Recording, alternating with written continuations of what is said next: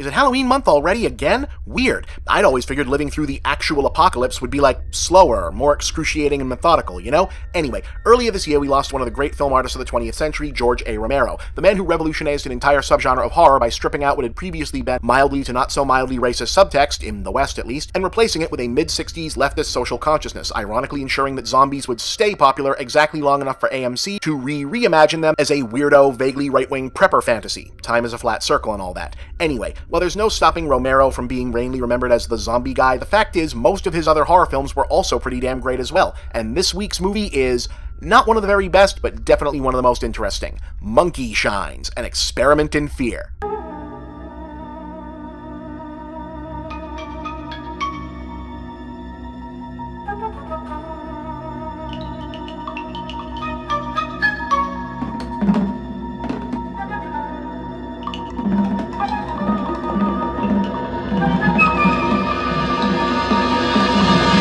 Yeah, a monkey movie. How about that? Okay, so our hero is a super in-shape, world-class athlete named Alan, played by Jason Beghe. Yup, Sergeant Voight from Chicago PD. How about that? Who begins his day of improvised weight training to the tune of music that indicates your life has been going entirely too well up to this point.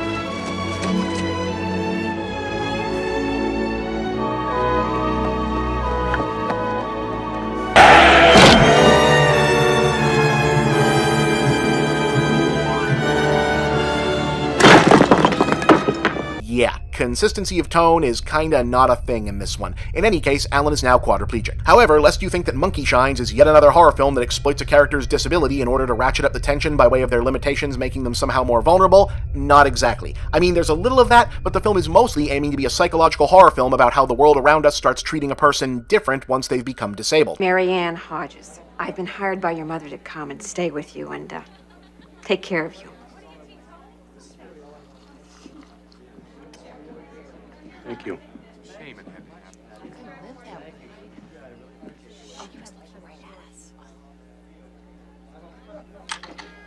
Alan's girlfriend leaves him because this isn't the life she signed up for. That sucks. And she immediately starts sleeping with his doctor, so hey, guess who's not going to make it through much more of this movie? But Monkeyshine's is more interested in the subtly dehumanizing behaviors of those who stick around and project their own discomfort with Alan's condition onto him, and the oblivious microaggressions of those who think they're being helpful. His mother immediately starts smothering him like he's a child again.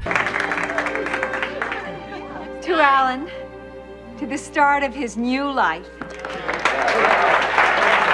Look, Halloween! Oh, you just refused to wear that costume we bought for you.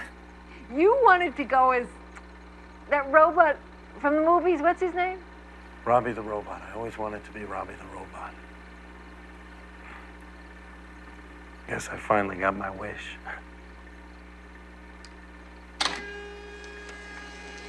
His live-in nurse is an obnoxious know-it-all whose pet bird is free to fly around and piss him off, and once his other friends and relations have given their obligatory tough break mans, he's mostly left alone in this scenario. And as an extra kick in the balls, his surgeons aren't sure about his potential to survive a risky surgery that might restore his mobility. Soon enough, he tries to get out of it the only way he thinks he can.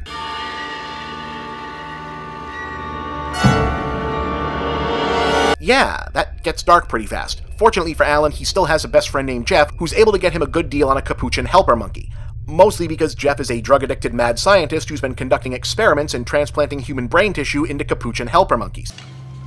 One human brain. Double, double, toil and trouble.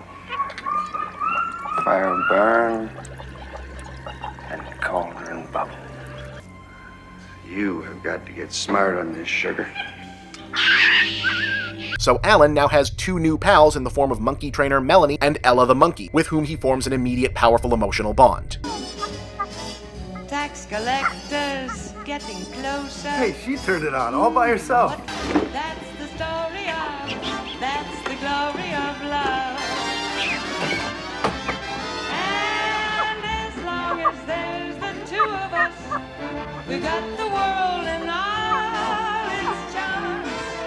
And when the world... Beardless history. That deal? What?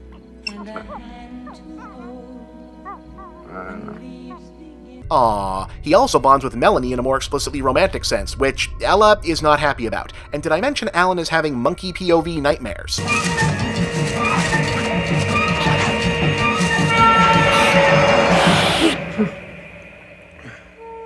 So yeah, the idea here is that since monkeys trained as service animals learn to pick up and react on subconscious cues from their masters, Ella's experimentally enhanced brain is picking up on Alan's angriest emotions and darkest fantasies, effectively making her the physical embodiment of his id, meaning that various things Alan might kinda sorta think about doing, Ella just does. Get rid of that bird, Marianne.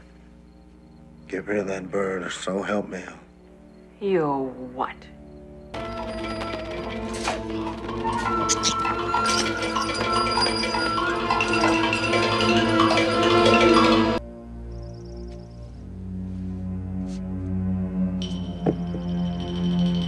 And then she doesn't want to stop.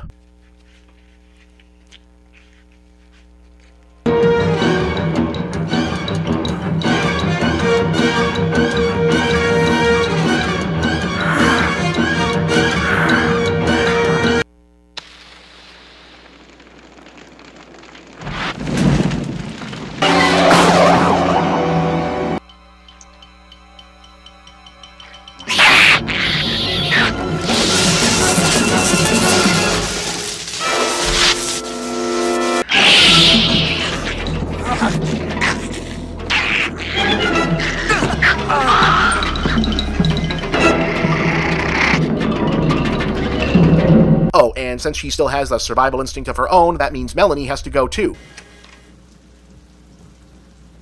Mel, please go. Go quickly.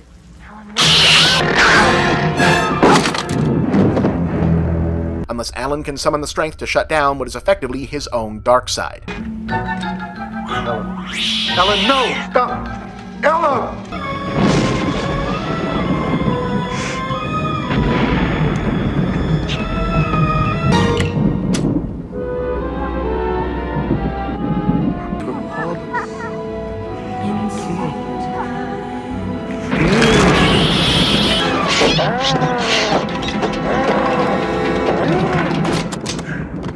So in case you were wondering, no, they didn't hurt the monkey. Ella was portrayed using a well-trained capuchin with a trainer on set, judicious prop effects and clever editing, and all those angry, panicked monkey noises you hear are actually coming out of voiceover legend Frank Welker, the voice of... holy shit, yeah, and that's not even most of them. Also, a frequent performer of realistic animal sounds. So now you know how they do that. The lights, Ella.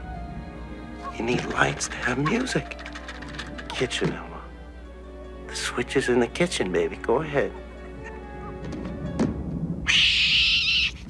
Oh, you're too savvy for that one, aren't you, kid? It's okay. Monkeyshines is pretty damn effective overall. Obviously, the main appeal is seeing a ridiculous premise like murderous capuchin monkey taken mostly seriously and played out to its logical conclusion. Romero wasn't particularly happy with the film, his first and for a while thereafter last big studio production, especially after the studio cut down the running time and added an explicit happy ending and one last jump scare after the fact.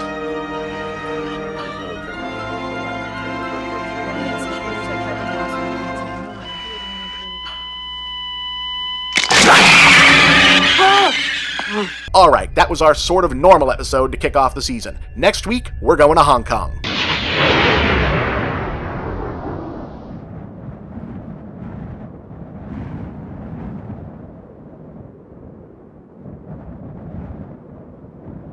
Hey gang, here's a question that keeps coming up. If your handle is MovieBob, where are your movie reviews? Well, my old reviews are in a lot of places. You'll find many of them on my YouTube channel, but you'll find the brand new ones on Geek.com, an awesome site that's also your one-stop news source for science, TV, gaming, technology, nerd culture, the works. You can find all my reviews directly by going to geek.com/author/bchipman, because that's my real name, and you can get regular updates on all my reviews and all of Geek.com's other great content by signing up for their kick-ass newsletter at subscribe.geek.com. And don't forget to also subscribe to the Geek.com YouTube channel, where you'll find the videos that accompany my reviews and tons of other great content too. Remember, that's Geek.com, the Geek.com newsletter, and Geek.com on YouTube. Make sure you don't miss out on all the latest MovieBob reviews. You can also check out my own new website, MovieBob Central, where you'll find my blog, links to all my work, and shop for my books, ebooks, and future MovieBob products. And please remember to like these videos, share them with all of your friends, and subscribe to this channel. Thank you for watching another MovieBob production.